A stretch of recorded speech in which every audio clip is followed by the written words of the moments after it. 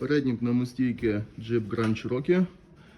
Клієнт скаржиться на стук, так що зараз будемо розбирати, діагностувати амортизатор та перевіряти салінблок в пневмобалоні. Розбираємо ліву стієчку, знімаємо балон, а там все просто в оливі. Ось так воно витікає, балон також в оливі, так що стучав саме амортизатор. Розбираємо праву стієчку, відразу видно, що салінблок розібраний повністю, відійшов від своєї обойми, яка там має бути. Так що це дуже сильно стукало.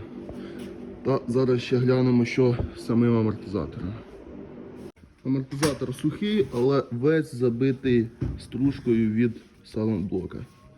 Ось так, це все розкришений саленблок. Ось він тут просто ходить.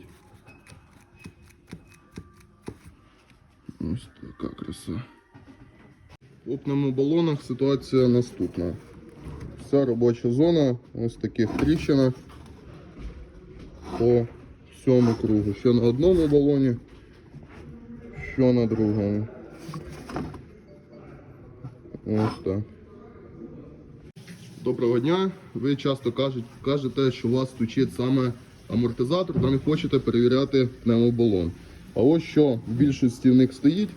Ось такий салонблок зверху, який в даному випадку просто вивалився своєї обойми та стукає. А з амортизатором все добре. Так що потрібно діагностувати комплексно, щоб замінити саме те, що вийшло з ладу.